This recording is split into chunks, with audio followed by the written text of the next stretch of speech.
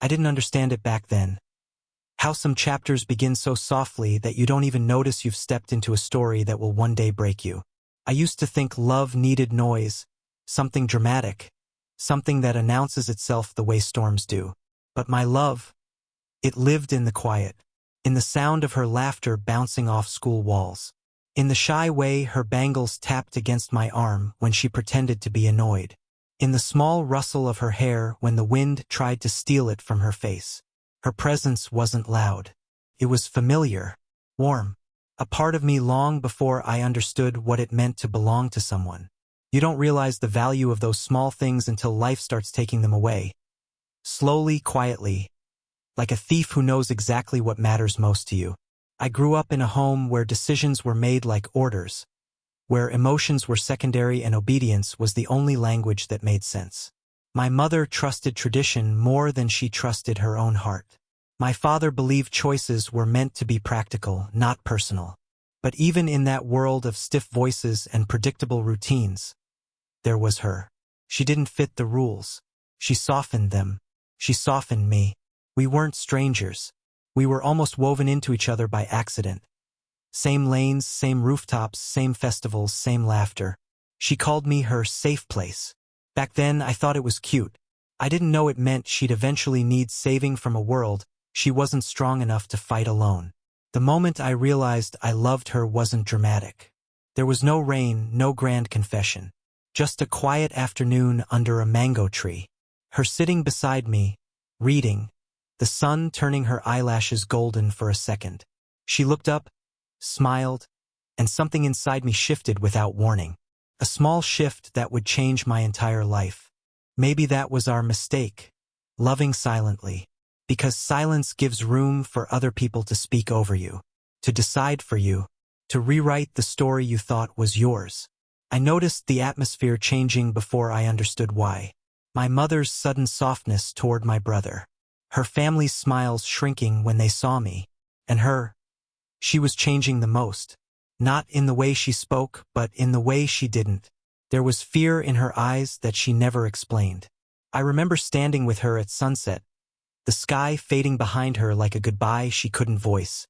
Her hand trembled when I touched it, and she whispered, almost too softly to hear, "What if? Not everything is in our control." I gave her hope that day, but she didn't need hope. She needed help. She needed someone to see she was slipping away. And I didn't. Some endings don't announce themselves. They just begin quietly, like the way she began to fade from my life. Like the night a storm gathers far beyond the horizon, and you convince yourself it's nothing. But it was everything. It was the beginning of losing her. And I didn't know it yet. Silence used to feel safe. It used to feel like something soft, something only she and I understood. But lately, the silence between us felt different. It didn't hold comfort anymore. It held warnings. Sharp, invisible warnings that pressed against my chest every time I tried to breathe normally. I could feel something shifting long before I knew where the shift was coming from. She used to reach out first. A simple message. Playful demand. A small excuse to talk. But now her phone stayed quiet for days, as if someone had slowly stolen away the part of her that looked for me. When she did reply, her words felt clipped, cautious, almost scared of being misunderstood. I tried convincing myself that it was stress, or routine, or life. But deep down, a voice I didn't want to hear kept whispering that something was slipping, quietly, but surely.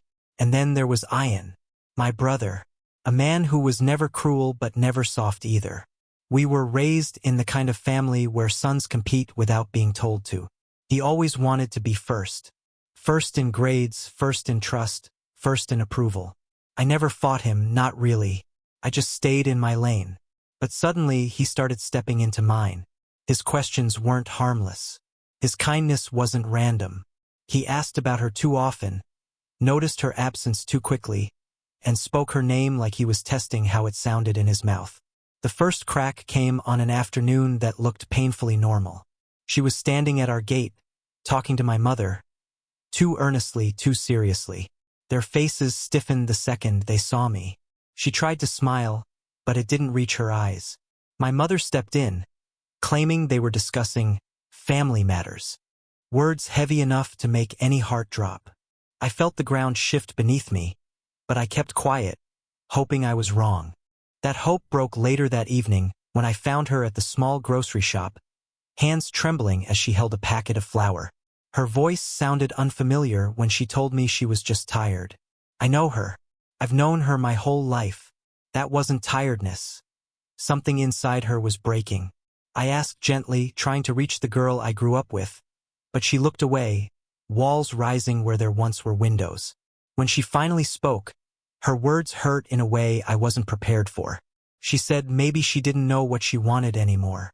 It felt like a rope slipping from my hands. Slow, painful, unstoppable.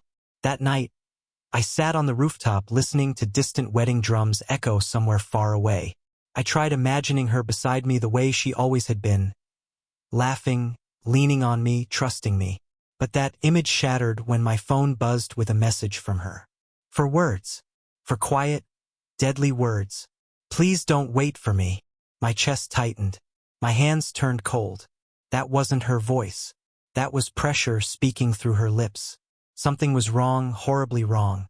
And I felt it, not in my mind, but in the deepest, most vulnerable part of me. A warning. A whisper. A truth I wasn't ready to confront. I was losing her, and the storm hadn't even begun yet. Some betrayals scream their way into your life. Mine didn't. Mine came dressed in softness, in quiet decisions, in conversations held behind doors I never knew were closed. The truth didn't hit me like a storm. It slipped in like a shadow, slow, cold, and unnoticed until it was already sitting on my chest, crushing everything I thought was safe. I first felt it on a Sunday afternoon. My mother stood in the living room, gripping her phone like it carried something poisonous. Her thumbs hovered, typing and erasing, her face stiff with a guilt she didn't want seen. When I called out to her, she flinched. My own mother flinched, then forced a smile that didn't belong to her. She said the same two words that had been haunting me for weeks. Family talk. I should have pushed. I should have questioned.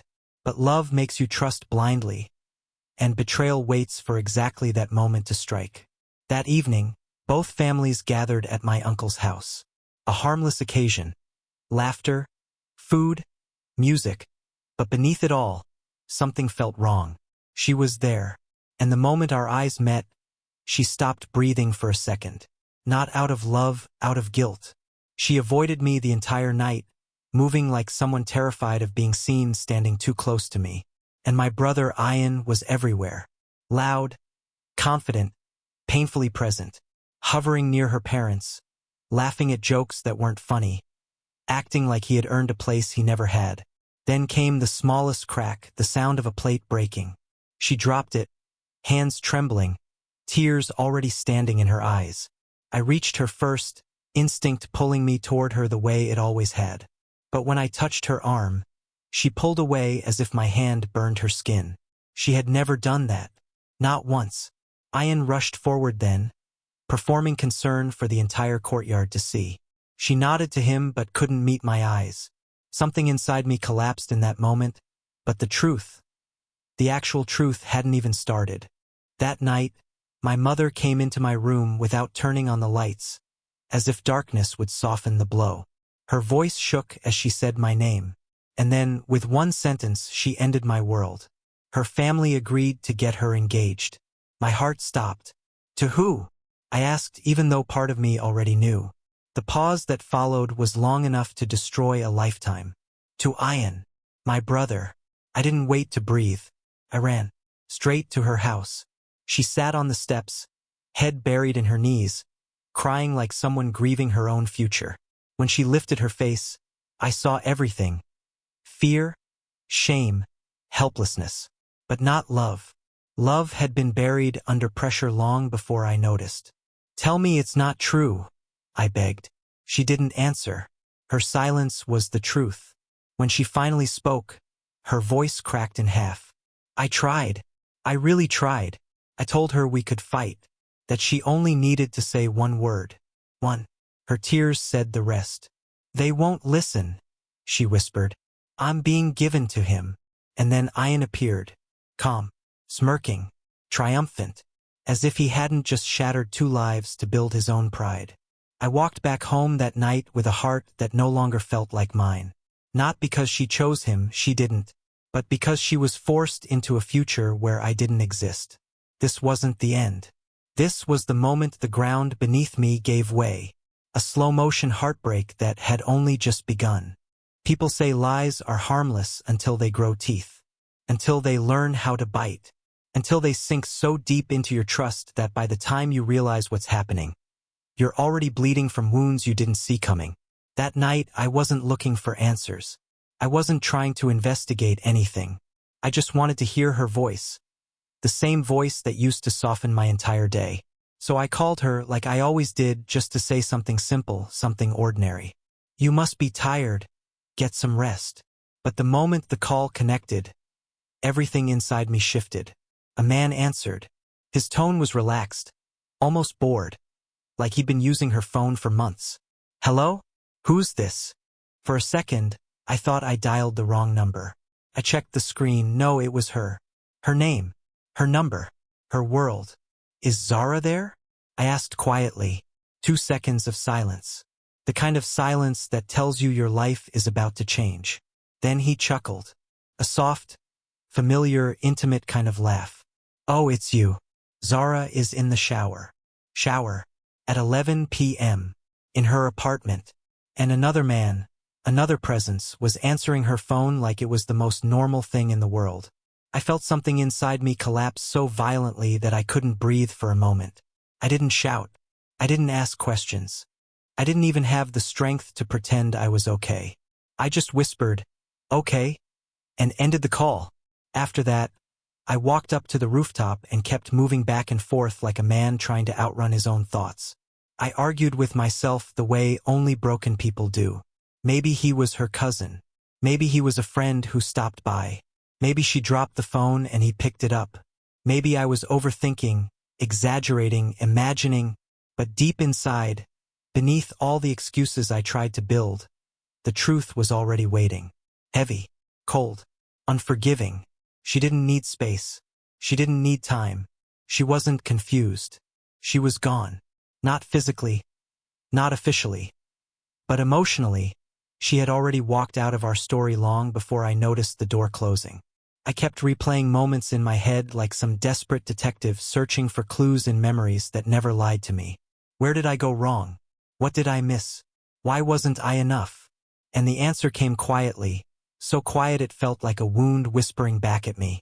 Sometimes, no matter how much you give, no matter how deeply you love, you will never be enough for someone who has already chosen to imagine a life without you. That isn't your failure. It isn't your flaw. It's just a truth life doesn't soften. That night didn't end with a scream or a breakdown. It ended with a silence so deep it felt like a grave being dug inside my chest. Because that was the moment, the exact second, my world finally shattered. And the pieces didn't fall with noise. They fell quietly, the way hearts do when they're breaking in real time. I truly believed I was finished. Not just heartbroken, but destroyed in a way that made breathing feel like a punishment. For days, I moved through life like a ghost, a man made of skin but hollow inside. Every step felt heavy. Every memory felt sharp. Every corner of the world reminded me of her. The cafe where we used to sit. The road where she held my hand the first time. Even the silence of my room felt like her absence screaming at me. I thought this was it, the place where people lose themselves forever. But somewhere inside the ruins of my chest, a small sound kept whispering, a sound I had ignored for too long. You are more than what they took from you. It was a rainy evening, one of those days where the sky cries the tears you're too tired to shed. My phone buzzed suddenly. An old friend. Someone who knew me before heartbreak became my identity. His voice was firm, familiar. Come out, bro. Just walk. You're drowning yourself for someone who left. I wanted to refuse. I didn't want to see anyone. I didn't want to explain my pain. But something in his tone pulled me up. So I went. The rain soaked me the moment I stepped outside. Cold, sharp, almost cleansing. And for the first time in days, I felt something real. Not numbness, not sadness, just life. With every drop that hit my face, I realized how long I had been hiding from the truth, from myself. And right there on that quiet, wet street, I made a silent promise. I will not die in the echo of someone else's betrayal. I didn't change overnight, but I started small. Tiny steps toward feeling human again. A run at dawn, just to feel my heartbeat, prove that I was still alive. Cooking my own meals, tasting flavors that reminded me life still had warmth left. Standing in front of the mirror every morning, whispering, "You are enough. You always were." Some days I believed it, some days I didn't, but every day I tried. And slowly, piece by piece, the broken man inside me began to rebuild himself. I wasn't the boy waiting for her apology anymore. I was becoming the man who didn't need it. It happened unexpectedly. I saw her far away, standing at a market, talking softly, forcing a smile. She looked tired, haunted, lost in guilt she couldn't hide. But when I saw her, something inside me shifted. I didn't feel the old pain. I didn't feel anger. I didn't even feel love. I felt release. I didn't need her approval. I didn't need her explanations. I didn't need closure that would only reopen my wounds. I needed myself. And for the first time since the night she broke me, I felt truly, unbelievably free. Freedom changes you. It gives you clarity, a kind that cuts through fear and doubt. I could have cried. I could have screamed. I could have run away from everything that reminded me of her. But I chose something different. I chose to rise, to stand tall in a world that expected me to fall apart, to reclaim the dignity they thought they took from me, to walk into the wedding not as a defeated ex, but as a man reborn from the ashes. Because sometimes, the greatest revenge is simply surviving, and letting them witness your strength. That night, I sat alone in my room, the wedding invitation lying in my hand. My heart was steady, my breathing calm, my resolve unshakable, and a single truth echoed through my mind. They will see me, and they will know. I am not broken. The morning of the wedding arrived like a storm I had been waiting for. The sky was gray, heavy with clouds, mirroring the turmoil in my chest. I dressed meticulously. Not to impress, not to beg, not to fight, but to stand tall. Sharp suit, polished shoes, hair combed neatly. Every detail screamed control, because control was all I had left. As I left my house, the wind tugged at my coat, and I felt an unfamiliar thrill. The thrill of walking into a room where everyone expected me to break. And not breaking. The hall was buzzing. Flowers draped over pillars. White lights glittering. The faint scent of incense. Guests chatting, laughing, taking photos, all oblivious to the storm that had silently brewed between the bride, her groom, and me. And then, I saw them, her ethereal, radiant in a blush-pink lehenga. My brother, smiling with the arrogance of a man who thought he had won. Time slowed. My heart pounded like a drumbeat in a cathedral. The hum of conversation faded. Even the air seemed to hesitate. Every step I took toward them was measured. Not rushed, not hesitant, deliberate. Because this wasn't just a wedding. This was the stage for the reckoning I had prepared silently for weeks. The moment I walked in, all eyes turned. Whispers, curious glances, subtle tension in the room. Her eyes darted toward me. She froze. Her lips parted, as if she wanted to say something, but the words didn't come. My brother's smile faltered for just a second, enough for me to notice. And the first surge of satisfaction hit me. They were expecting a broken man. They were expecting tears, despair, silence. I wasn't going to give them that. I moved through the crowd, gaze locked on her. Every handshake, every nod, calm, composed, unshakable. Some guests noticed. Some whispered, "He doesn't look defeated." She was avoiding me. I could see the conflict in her eyes. Regret, guilt, fear. Everything I had imagined in my silent preparations, condensed into one fleeting look at the wrong time. My brother stood closer now. Too close. overconfident, smirking.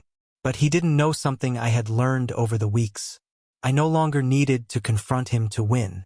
My silence, my composure, my mere presence. That was the storm. The priest began the ceremony. Rituals proceeded. The crowd murmured blessings. And there she was, next to my brother, hands slightly trembling, eyes flickering toward me occasionally. I could feel it. The tension, the anticipation, the truth hovering in the room like electricity. This was the calm before the storm. I knew what was coming. I could almost hear the unspoken words that would shatter the hall. And I was ready. The wedding progressed. All eyes were on the bride and groom. And I stood silently, the storm inside me ready to erupt, controlled, calculated, unstoppable. The wedding ceremony moved forward like a ritual I had already memorized in my nightmares. Every chant, every ring of the bell, every whispered blessing seemed louder than it should have been. Time slowed as I stood there, watching her. My fiancée, the woman who once belonged entirely to me, leaned toward my brother to whisper words meant only for him. And then it happened. She whispered my name. The world froze. The priest paused mid-chant. The guests stiffened. Even the wind seemed to hold its breath. She had whispered it softly, trembling, almost inaudibly. But I heard it, clearer than any vow, louder than any drum. My chest ached. My hands clenched. My heart raced. Shock collided with relief. Pain collided with hope. Relief? For what? Hope? For what? All I knew was that in that tiny whisper, she had confessed what her lips could not say in front of everyone. She wanted me. She never stopped. Silence followed the whisper. A heavy, suffocating silence that spoke louder than any screams. My brother's face twisted. Confusion, rage, disbelief. He turned toward her, eyes wide. She what? He demanded, voice cracking. She avoided his gaze, biting her lip, hands trembling. I felt a mixture of heartbreak and vindication. Heartbreak for what could have been. Vindication for the truth finally coming out. I wanted to rush forward, grab her hand, tell her it was okay, that we could still fight for what was ours. But I didn't, because I realized something in that moment. It wasn't about me anymore. It was about dignity, about strength, about showing the world that betrayal would not break me. I stayed silent, letting the whisper speak louder than I ever could. Her gaze met mine briefly. A tear slipped down her cheek. Her eyes begged forgiveness, not from me, but from herself for being forced into a choice she never wanted to make. Guests whispered, some confused, some shocked. My brother's anger burned like fire in the room. He stammered, lost in a world where control had slipped from his hands. She looked fragile yet resolute. She had admitted the truth without a word. Her whisper had shattered all the illusions, all the pretenses, all the carefully constructed walls. And me? I felt a strange calmness. Cold, sharp clarity. The storm inside me had found its purpose. This was not about revenge. It was about power, the quiet power of knowing the truth and standing tall despite it. I realized in that moment, she had never chosen my brother. She had only been trapped. And my silence, my presence, had already begun to speak louder than anger ever could. I didn't cry. I didn't shout. I simply breathed. And in that breath, I understood that love could survive in ways no one else could see. Her whisper had changed everything. Not just for her, not just for my brother, but for me. I stood silently, watching the unfolding chaos, knowing that the real story, my rise, my quiet revenge, my reclaiming of dignity, was only just beginning. The whisper had set everything into motion. Guests whispered behind their hands, eyebrows raised, murmurs spreading like wildfire. My brother's pride, once untouchable, was beginning to crack. Her eyes, still glistening with unshed tears, met mine for a fleeting moment, and I knew she never wanted him. And yet, it wasn't my job to shout it from the rooftops. It was my moment to act quietly, deliberately, with poise. I walked through the crowd slowly, each step measured, every motion graceful. No tremor in my hands. No anger in my voice. I shook hands with distant relatives. I smiled faintly at the guests. I nodded at my brother. Calm, collected, silent. And in that silence, my revenge was taking shape. It wasn't in confrontation. It wasn't in chaos. It was in control. Every whisper of speculation, every questioning glance from the guests, chipped away at his confidence. He was losing ground, piece by piece, without me lifting a finger. By mid-ceremony, the tension was palpable. People were whispering, "Why does he look so calm? Why is he still standing there?" Something must be wrong with the groom. My calmness, my composure, became a weapon sharper than any words. She watched, silently trembling. Her gaze begged for reassurance. I gave her a slight nod, not to promise anything, not to intervene, but to let her know I was still standing. I had not broken, and no one could humiliate me anymore. My brother tried to maintain control, but it was futile. He whispered to her, demanded explanations, tried to assert dominance. But the guests were watching. He was stumbling. The pride that had defined him for years was crumbling silently before everyone's eyes. And I realized, revenge doesn't always roar. Sometimes, it whispers in the form of dignity. And the world watches the guilty destroy themselves. I didn't need to shout. I didn't need to fight. I didn't need to make a scene. I had survived betrayal. I had reclaimed my strength. I had proven quietly that even in heartbreak, I was unbroken. And in that moment, I felt something I hadn't felt in weeks. Peace. Peace not because she was mine. Peace not because he had failed. Peace because I had risen above the pain. Before the ceremony ended, she glanced at me one last time. Her eyes were wet. Her lips quivered. She whispered my name again, barely audible. I simply smiled faintly. No words, no drama, just strength. And in that single glance I understood. Sometimes the loudest revenge is silence. I stood at the edge of the wedding hall, calm, composed, untouchable. The storm within me finally mastering itself, while the world around me trembles in quiet acknowledgement. The wedding ended, but the echoes of the day lingered like a storm that refuses to die. Guests had left, the hall was emptying, and the silence was heavier than ever. My brother sat alone in a corner, fuming quietly, struggling to comprehend the unraveling of control he had so arrogantly assumed. And she, my fiancée, stood near the exit, hands folded, eyes downcast, still trembling. I didn't approach her immediately. I let the quiet speak. I let the truth settle. I walked toward my brother slowly. No anger, no shouting, just calm, quiet presence. "Why?" he asked finally, eyes blazing with confusion and rage. "Why didn't you stop her? Why didn't you fight for me?" I looked at him, steady, unflinching. I didn't need to fight. I let her choices speak for themselves. And in the process, you lost more than you realized. He didn't respond. He couldn't. Every word I said was like a mirror reflecting his own arrogance and pride back at him. Sometimes the truth doesn't need to be shouted. It simply exposes itself. I approached her slowly, sensing the tension in the air like electricity. She looked up, surprised, unsure. She started, voice trembling. "You don't have to explain," I said softly. "I know why it happened. You were trapped. You did what you thought you had to do." Her eyes welled up. "I whispered your name. I wanted you to know. I never stopped."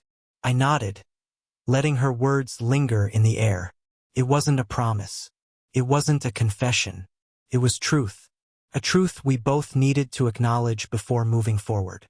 For the first time in weeks, I felt the weight in my chest lift slightly. I had survived betrayal. I had faced heartbreak.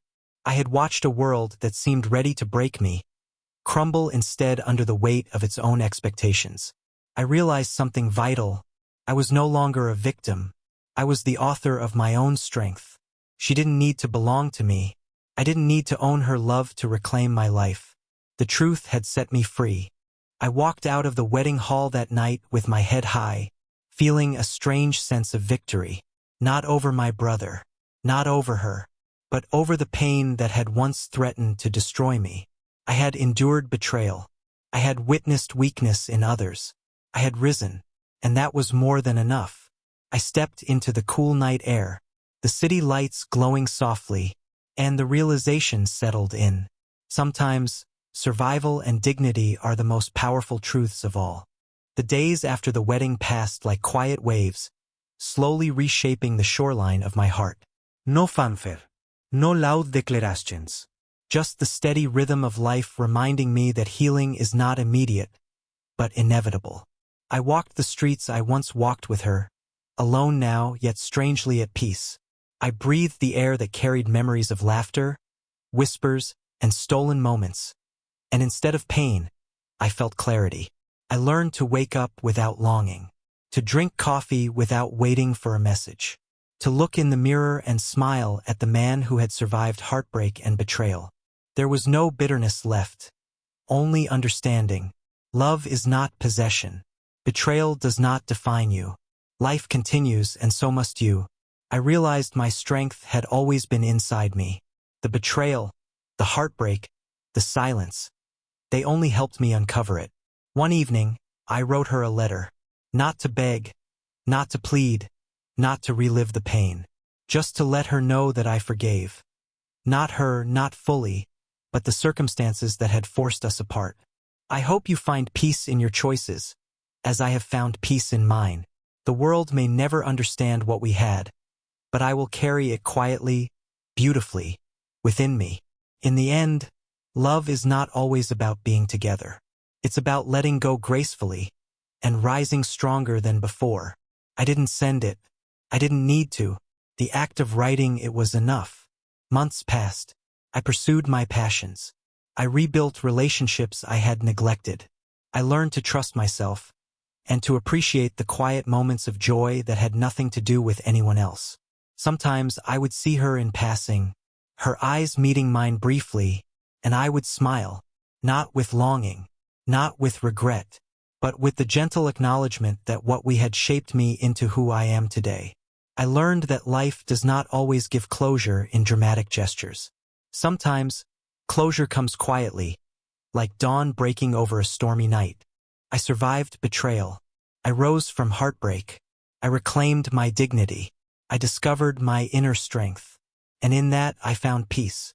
In the end, some goodbyes are blessings in disguise.